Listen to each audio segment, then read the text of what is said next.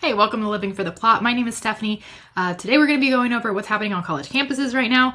Some of you may already know that Columbia University, the NYPD, was there last night handling business. Then there's some stuff going on at UCLA as well and UNC. Maybe that'll show you a little bit of what we should be doing or what we can be doing if you, like me, are not crazy about these pro-Palestine, super disrespectful to America protests. But I digress. You know, sometimes I will admit that I don't feel prepared to talk about these topics. Sometimes, especially, for example, after October 7th, my response, and I believe the correct response for any young American who doesn't know anything about the Middle East, was to take in what was the footage that was released by Hamas on October 7th, and then if you actually care about what's going on over there, start learning about their history, about what's going on over there. What a lot of people did instead was immediately choose a side. There were protests literally the next day, which I thought were super disrespectful and super ignorant. And I've actually been researching the topic since October, and I still haven't spoken on it because, again, I don't feel like it's my place. I really don't. No matter how educated I have become since October, I still don't feel educated enough. So I hold myself back a little bit on speaking on these topics. But then I see videos of protesters on Columbia campuses, UCLA campuses, saying just the dumbest crap. And I'm like, you know what? Maybe I know a little bit more than the people who are currently talking about it. And I feel better. So let's get into it.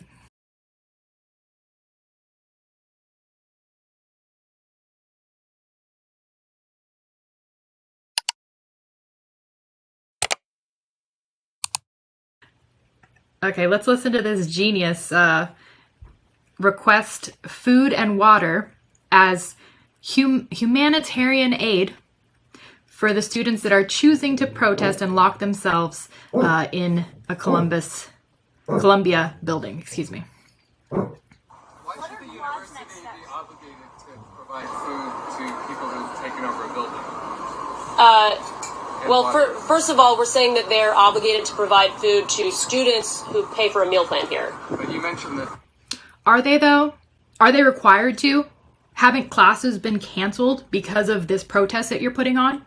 So those other kids, they don't get to participate in those meal plans. They don't get to participate in classes because of your super foolish, selfish actions. But you still think the school must feed you while you continue your foolish, selfish actions that have now involved and wasted the time of police. So maybe not, maybe probably not. Request that food and water be brought in, unless I misunderstood. To allow it to be brought in, I mean, well, I guess it's ultimately a question of what kind of community and obligation Columbia feels it has to its students. Do you? None. It should be none. You are not currently Columbia students. Actually, per a letter from the president of Columbia, they actually have the understanding currently, and from police reports from last night that showed like chunky chains that all the students were using to barricade themselves inside the building.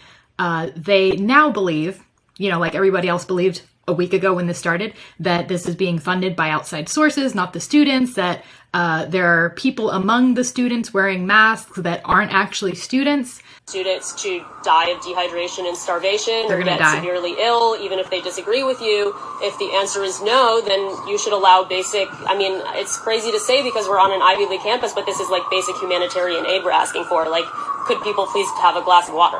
Humanitarian aid, for the record, is what you send to war-torn countries that their buildings have been bombed, they have no food, they can't get to water, their infrastructure is damaged. This is like serious things happening, war.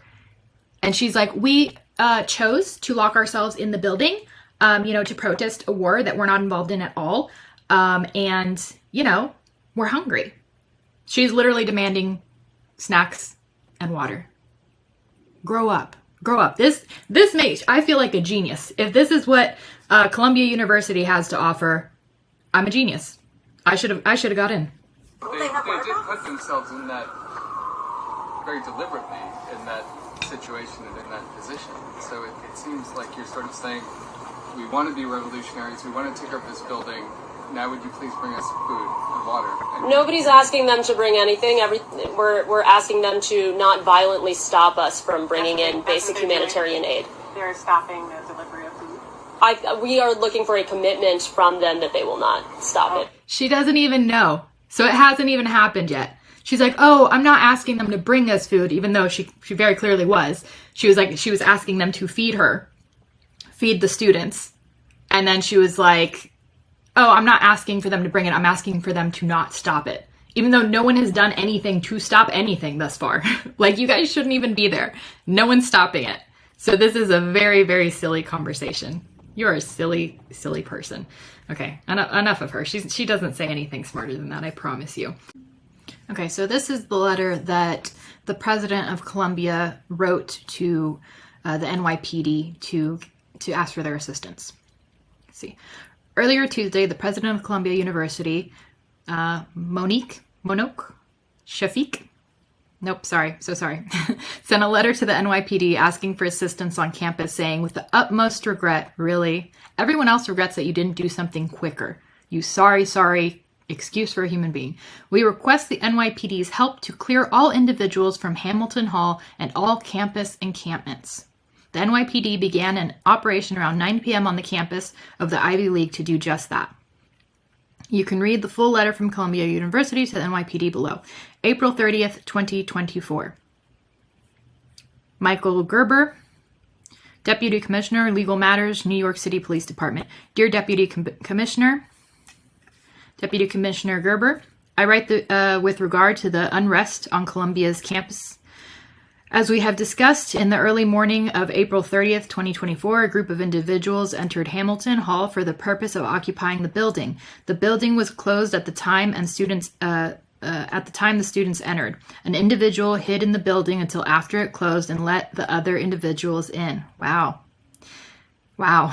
If only they put that kind of ingenuity into something useful. There were 2 security guards inside. We were able to secure their release. We believe that while the group who broke into the building includes students, it is led by individuals who are not affiliated with the university. So that's something that people have been saying for the last several days. People have been tracing it back to George Soros providing funding to different groups that are agitating these situations and gathering these students together and using them as useful idiots is what they're currently being called. I would call them useless idiots. The individuals who have occupied Hamilton Hall have vandalized university property and are trespassing. What did you think was going to happen? What did you think was... You thought...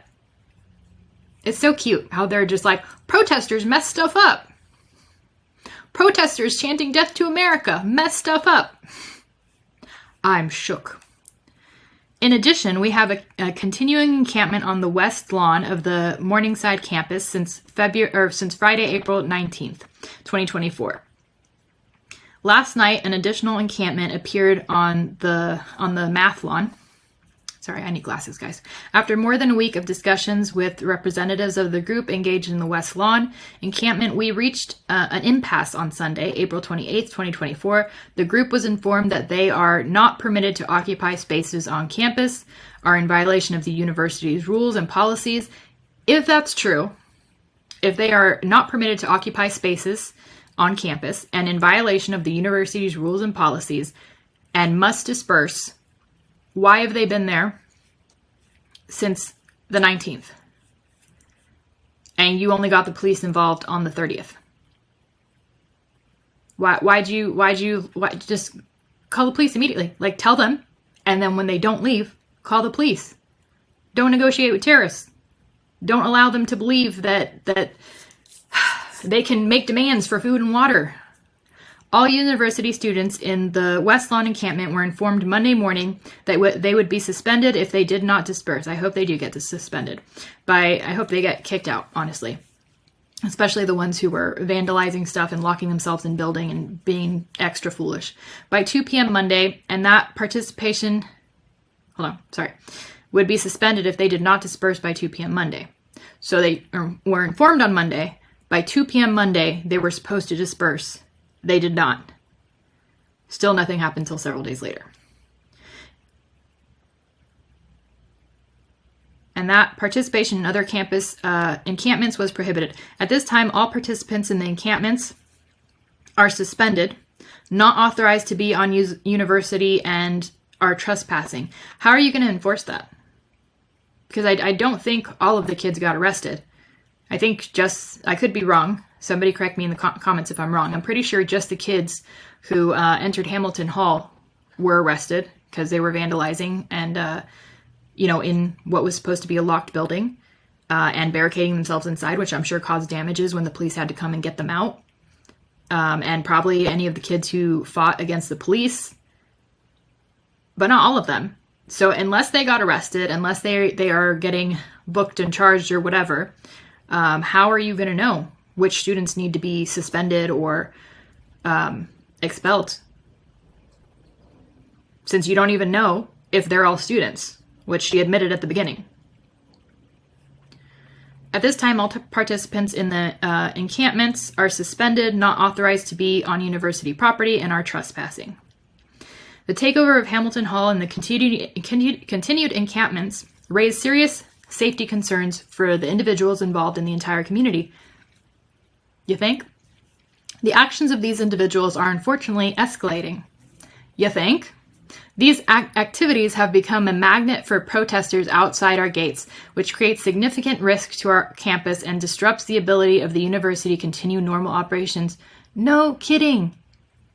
You canceled classes for the rest of the semester because of this. Now it's a problem because they vandalized your building. I wonder who's going to pay for that. The events on campus last night have left us no choice.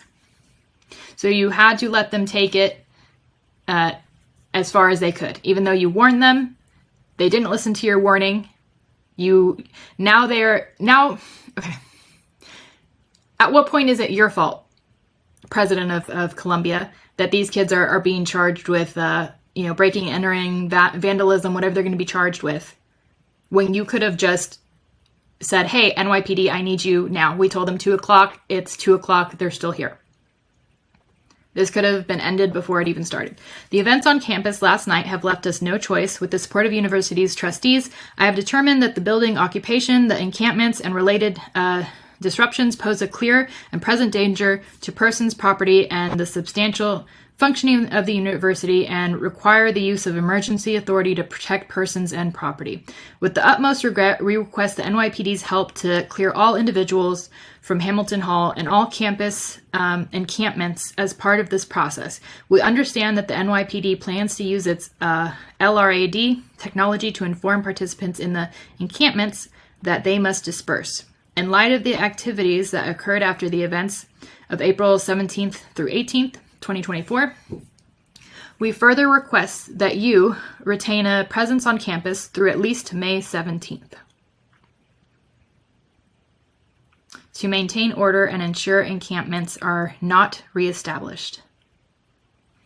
Again, if you had stopped this earlier, you wouldn't be wasting valuable police time in a city with high crime, where innocent people need to be protected, not from these dumb, idiot teenagers.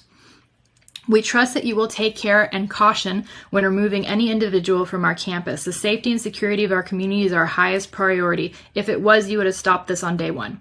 Especially for our students, we appreciate your commitment to assist us in a peaceful and respectful manner at this difficult time. Just throwing this in there so if the cops do anything we disapprove of, we can remind them that I wrote this line. Please disperse the crowd we disapprove of peacefully. It's on you, buddy.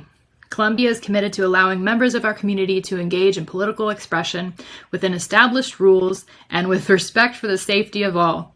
Well, that didn't happen. The policies we have in place around demonstrations are in place to support both the right to expression and the safety and functioning of our university. Thank you for your assistance with this very challenging situation. President of Columbia, you got what you deserved. I'm sorry that these selfish children wasted everybody's time. And I hope, I think Florida did it day one. Florida State University, I'm pretty sure they gave them the warning, and when they didn't disperse, they immediately called the police. And it was over. Squashed. Done. And like safety concerns, besides them just being vandals and fighting back against police, like I assume that there's no guards going around like checking students' IDs and making sure that they're actually students of Columbia. So I think a lot of you have already seen this one, but let's look at another genius on here. And what would you say is the main goal with tonight's protest? I think the goal is just showing our support for Palestine and demanding that NYU stops. I honestly don't know all of what NYU's doing. Is there something that NYU's doing? I really don't know. I'm pretty sure they're... Do you know what NYU's doing? About what? About Israel. Why are we protesting here? I wish I was more educated. I'm not either. I came from Columbia. I was there up at Columbia and we came down. They said NYU students need our support. So I came down. I heard there's lots of cops. Some people were saying it was getting dangerous. You are so foolish. Some people said it was getting dangerous. Then why did you go? Why did you go participate? You don't even know what you're there for and you're willing to put yourself in danger for not knowing what you're there for? That makes zero sense. Zero sense. And since this has come out, I guess they have, the news is reporting anyways that they have decided what they're there for, or the news has told them what they're there for, which is that they are protesting so that the college stop accepting funding from places that are funding the war in Israel. That's what all the news is reporting now. So I guess they figured it out. Good for them. So last night, something actually did happen because they barricaded themselves inside a building, which super smart geniuses. I guess they couldn't handle the outside for very long. What is it? They call them champagne communists, champagne liberals. View from the protest. Students overwhelmed and frightened. Well, no crap, Sherlock. Really? Yeah. If it isn't the consequences of my own actions, right? I'm trying to think. Did my parents ever need to tell me not to join a protest or join a mob?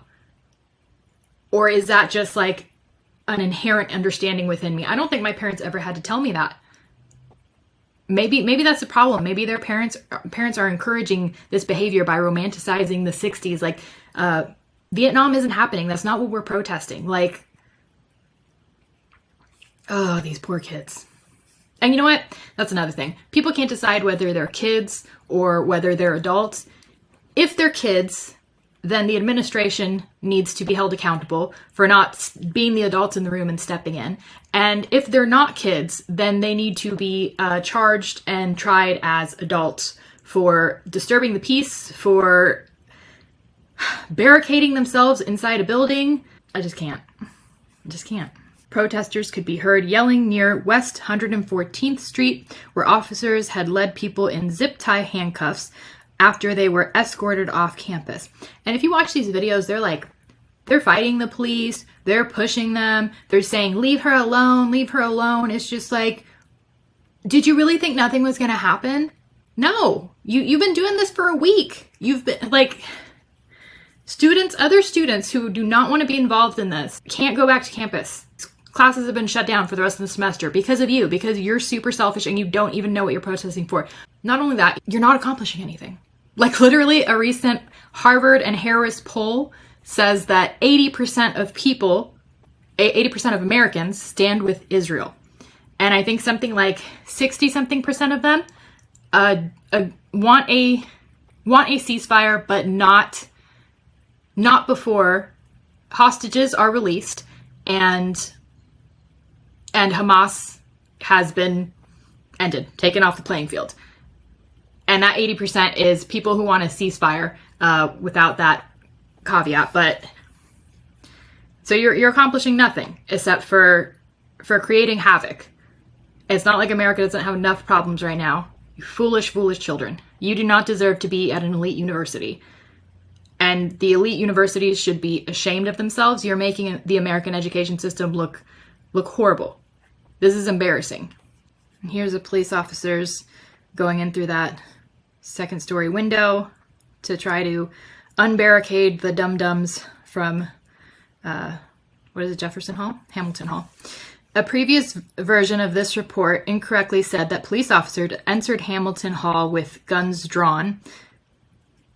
Why is there already a false report that says that? Like, there were videos literally coming out First thing this morning, I want to say last night, but first thing this morning for sure, and there were no guns. I think in one video you can hear tasing after the students are like pushing them and not complying, and the cops don't need guns. They're not scared of you. Like, I know you would love for that to happen, but they're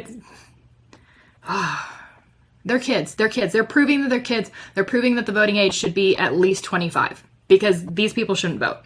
A previous version of this report incorrectly said that police officers entered Hamilton Hall with guns drawn. The Washington Post was unable to immediately confirm whether officers entered the building with weapons drawn. So maybe let's just not say that. Maybe let's just not spread that false news until we know for sure.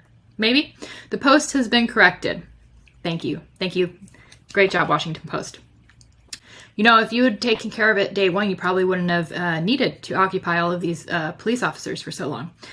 Protesters at an anti-Israel rally that quickly became chaotic were arrested Tuesday at the University of South Florida.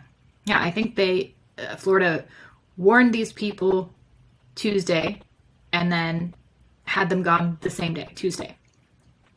Campus after authorities deployed tear gas. Well done. Around 75 to 100 protesters arrived at the Tampa College campus Tuesday morning, including some not affiliated with the university. Surprise! With wood shields, umbrellas, and tents, school police said. As the day progressed, authorities saw social media posts where participants expressed the intent to bring weapons to resist university staffers and campus police authorities said. Yeah, what do you expect? Like when they're chanting for Antifada, when they're chanting, death to America, like that's not that far off from like, let's just kill people. Like, and these poor, dumb, uneducated students that are just like going along with it. A group of about 100 pro-Israel counter-protesters. Okay, here it is. I guess it was at UCLA. Counter-protesters arrived on UCLA's campus and clashed with the anti-Israel agitators there. After about 3 hours without police intervention, Los Angeles Mayor Karen Bass ordered LAPD to cooperate with other law enforcement agencies and break up the protest. So it was all well and good until the pro-Israel people showed up. Whose side are you on? Additional clashes between anti-Israel protesters were seen overnight at the University of Arizona, Tulane University in New Orleans, and elsewhere. And then, of course, there's a bunch of people saying, like, the organizers of the pro-Palestine people are being paid, and then the pro-Israel agitators are also being paid or funded, controlled by someone else to just cause mass chaos. And if that is the case, they are successful. Okay, let's hear some good news now. How about that? We'll end on some good news. A moving image after an emotional day on the campus of UNC Chapel Hill. That's local resident Glenn Benton, a UNC graduate from the class of 1980, guarding an American flag he brought to campus after watching the day's events unfold. Glenn declined an interview, but stood with his flag and spoke with protesters for over an hour, sharing his reasoning for bringing it down and calmly listening to theirs. It's the type of dialogue students say they want more of. This is a Fox News alert. While campuses struggle to get control of their students, at UNC Chapel Hill, they are bringing order back. Students restoring the American flag and singing the national anthem after activists replaced it with a Palestinian flag.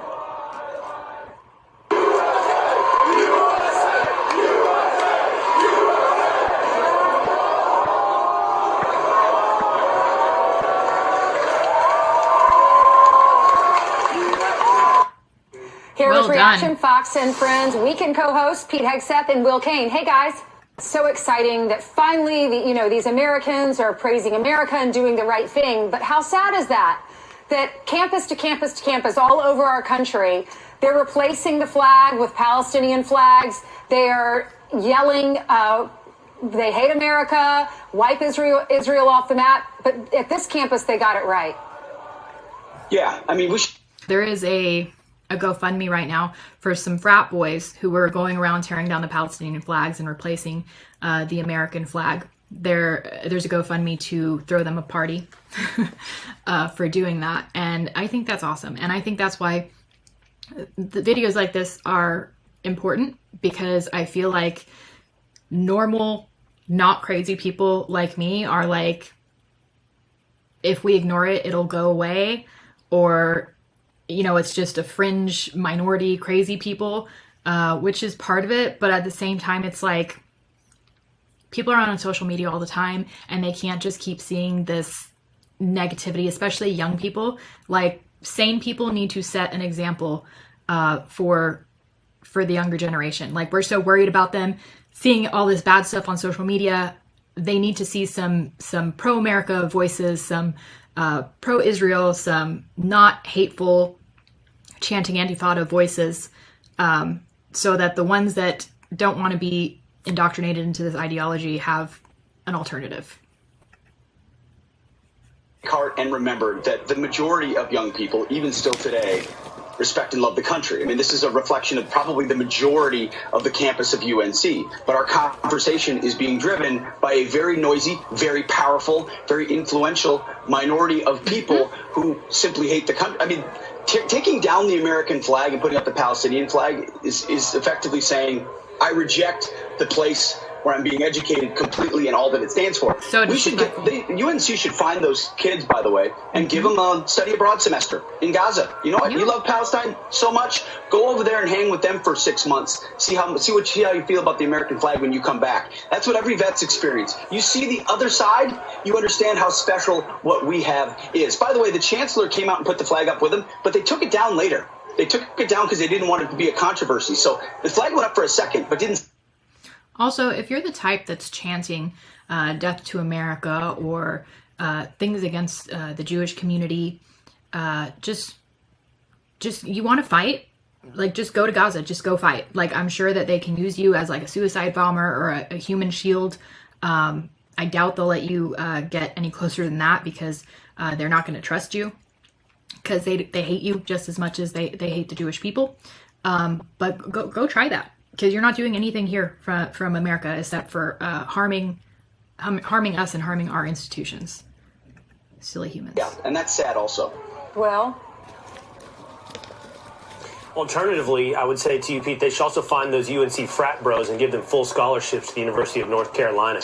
You know, the full story, Ainsley, is pretty fascinating in that they had already replaced the American flag with the Palestinian flag. These North Carolina frat brothers saw it. Okay, so maybe this were is upset by that, but the school administration at that time came out and re-raised the American flag, and everybody broke into the national anthem.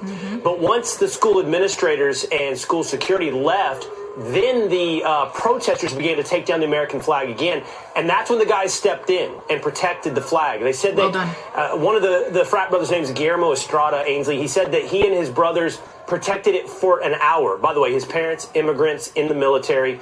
They protected the flag for an hour. They were pelted with bottles and rocks. But those are the type of Americans that I agree with Pete.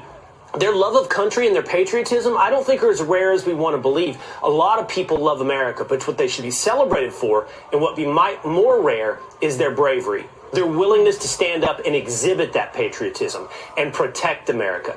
That's a rarity. In my mind, that's the kind of student you want at North Carolina. You might as well give them a full ride and go Tar Heels.